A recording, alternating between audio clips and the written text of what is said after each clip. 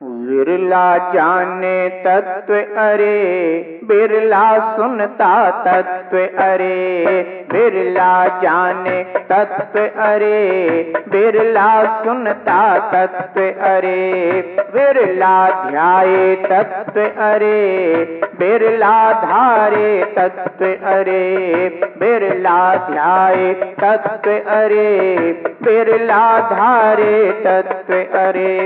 बिरला ज्ञानी ही हो, बिरला ज्ञानी ही पुरुषार्थ दिखाए रे। जीवन है पानी की बूंद कब मिट जाए रे। जीवन है पानी की बूंद कब मिट जाए रे।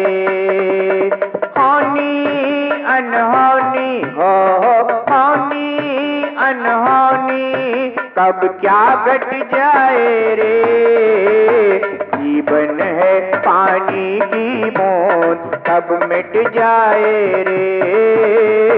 जीवन है पानी की बूंद कब मिट जाए रे। जीवन है पानी की बूंद कब मिट जाए रे। जय दुजुणागम पंथ, अनादि अनिधन जिनागम पंथ। तीर्थंकर भगवंत की दिव्य ध्वनि जिन श्रुत है, जिनागम है। जिनागम में वर्णित आत्म कल्याणकारी मार्ग, आत्मकारी पंथ जिनागम पंथ है। परस्पर रागद्वेष को बढ़ाने वाले आगम बाह्य पंथ उन मार्ग है। वीत रागता को देने वाला परस्परोपग्रहो जीवा नाम का प्रतीक जिनागम पंथ सन्मार्ग है।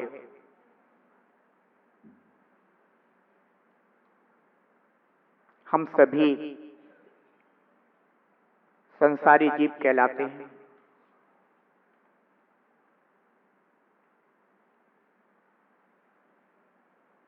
संसारी जीव जिन्होंने कभी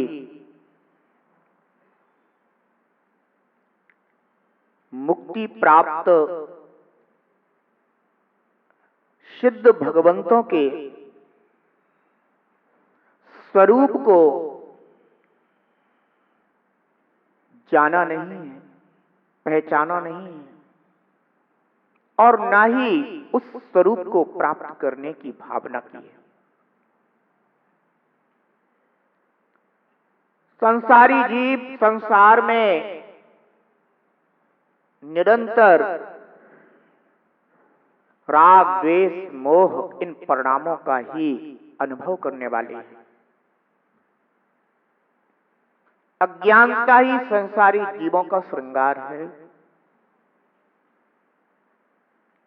मोह इनका साथी है।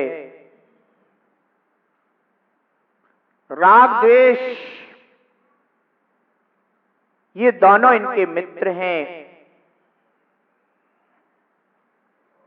और चारों गतियां इनकी कर्म स्थली है। अहो, अनादि से ये जीव राग द्वेष मोह अज्ञानता इनका ही अनुभव करते हुए चारों गतियों में निरंतर सुख दुख भोग रहे हैं। आचार्य देव योगिंदु स्वामी हम सभी संसारी जीवों को संबोधित करते हुए कहते हैं कि भो जीव, तुमने जो अज्ञानता को अपना श्रृंगार माना है, यह अज्ञानता रूपी श्रृंगार अर्थी पर पड़े हुए शव के समान है। जैसे अर्थी पर शव हो और उस पर कोई फूल मालाएं चढ़ा दें तो उससे वह श्रृंगार को प्राप्त नहीं होता। इसी प्रकार से भोजीव तू अज्ञानता के श्रृंगार से कभी सुंदर नहीं हो सकता। यह अज्ञानता दूर करने योग्य है, हटाने योग्य है। संसारी जीव जब निर्ग्रंथ योगी की यह वाणी सुनता है तो पूछता है, भगवान अज्ञानता क्या है? मैं तो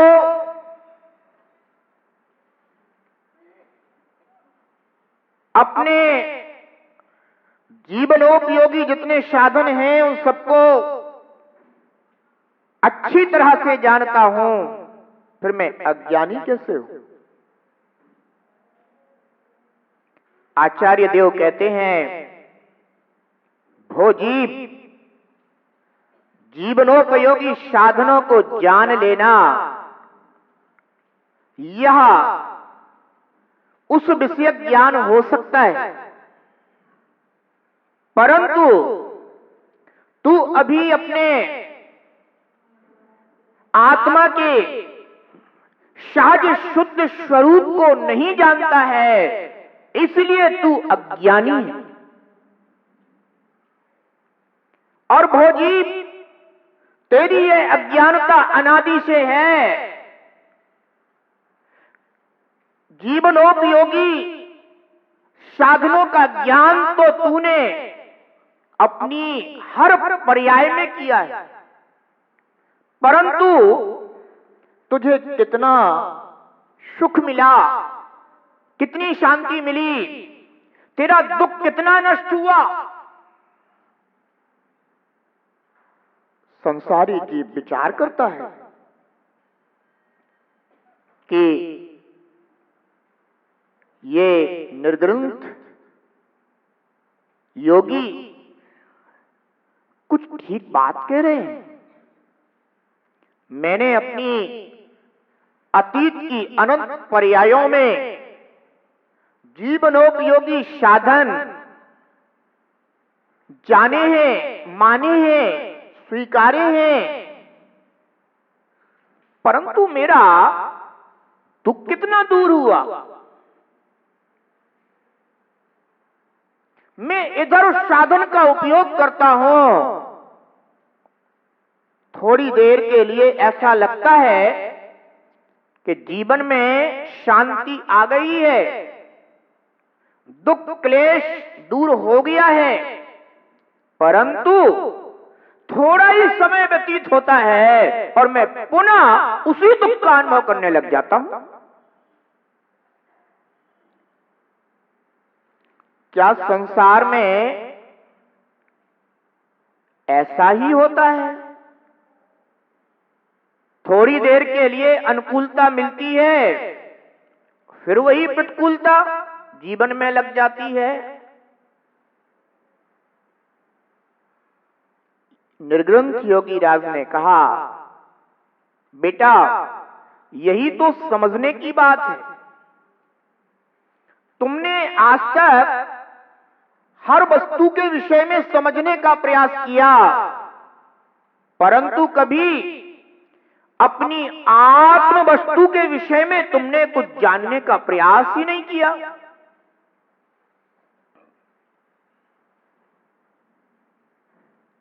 ये तो जान लिया कि मैं मनुष्य हूं, पर यह नहीं जाना कि मनुष्य क्यों हूं और क्या यह मनुष्य होना मेरा वास्तविक स्वभाव है। ओ पाया और खोया, बस यही संसार का स्वरूप है। यहां पाना और खोना होता है, पर जिस जीव ने अपने आत्मा के सहज शुद्ध स्वभाव को जाना है, माना है, स्वीकारा है, उसका आश्रय किया है, ऐसे आत्मज्ञानी जीव संसार में नहीं रहते, उनका निवास दूसरा है। वे इस संसार के वासी नहीं कहलाते, वे तो सिद्धालय वासी कहलाते हैं। पर जितने भी सिद्धालय में निवास करने वाले शुद्धात्म जीव हैं, वे सभी गए तो हमारे बीच से ही हैं, हमारे बीच से ही अनंत सिद्ध हो गए हैं। पर मैं उस सिद्धालय का वासी आज तक क्यों नहीं हुआ? भव्य जीव परम योगी निर्ग्रंथ योगी से पूछता है। निर्ग्रंथ योगी ने उत्तर दिया, बेटा वही तो मैं तुमसे पूछ रहा हूं कि तुमने भूल कहां की है? जो उन जैसा स्वरूप तुम्हारी आत्मा में विद्यमान है, परमात्म शक्ति तुम्हारी आत्मा में मौजूद है, परंतु वह आज तक तुम्हारे द्वारा जानी नहीं गई, पहचानी नहीं गई, स्वीकारी नहीं गई। तुमने अपने आत्म स्वरूप से बाह्य पर पदार्थ पर भाव मात्र उनका ही मूल्य समझा है, उनको ही भला समझा है, उनको ही हितकर समझा है। विचार तो कर, कभी कभी गधे को भी बाप कहना पड़ता है। जब परिस्थितियां आ जाती हैं, विकट स्थितियां हो जाती हैं और किसी प्रकार का कोई भी अन्य परिस्थिति से निकलने का साधन दिखाई नहीं देता, तो क्या कहते हैं कि गधे को भी बाप कहना पड़ता है। अरे भाई, गधे को बाप कहना पड़ा हो तो गधा बाप तो नहीं हो जाएगा।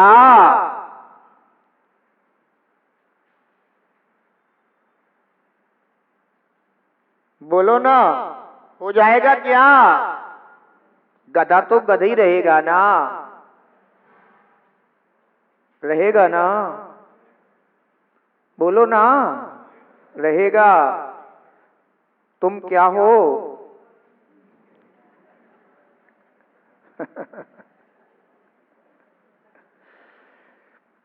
तुम गधे हो कि नहीं हो?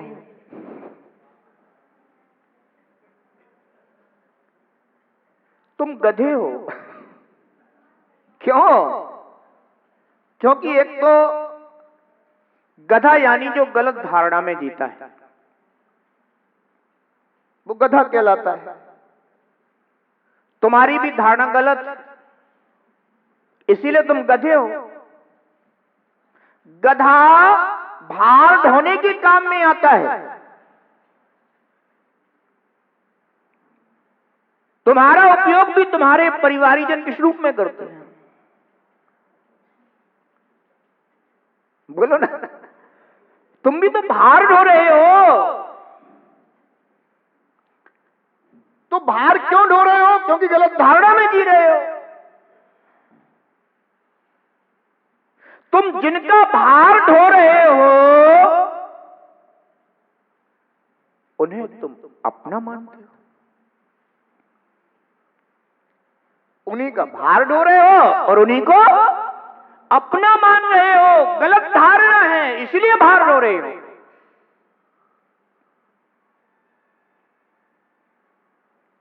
योगिंदु देव कहते हैं अपनी धारणा बदलो। भार ढोने का कारण तुम्हारा अपना मोह है। भार ढोने का कारण तुम्हारा राग है। भार ढोने का कारण द्वेष है। भार ढोने का कारण क्रोध, मान आदि कासायिक प्रणतियां हैं। भार ढोने का तात्पर्य नहीं है कि तुम्हारे ऊपर भार रखा हुआ दिखाई दे तभी तुम भार ढोने वाले कहलाओ। तुम्हारे अंदर जो उनके प्रति राग मोह के परिणाम हैं, वह परिणाम ही भार है। वस्तु का भार भार नहीं होता, राग द्वेष मोह परिणामों का भार ही भार होता है।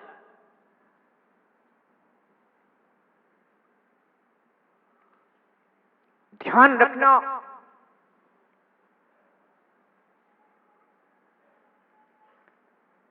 आप रास्ते से जा रहे थे,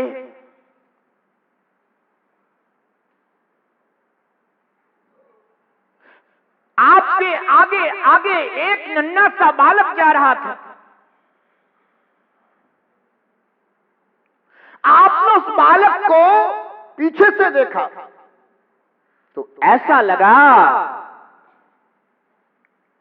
कि ये तो अपना ही बेटा है।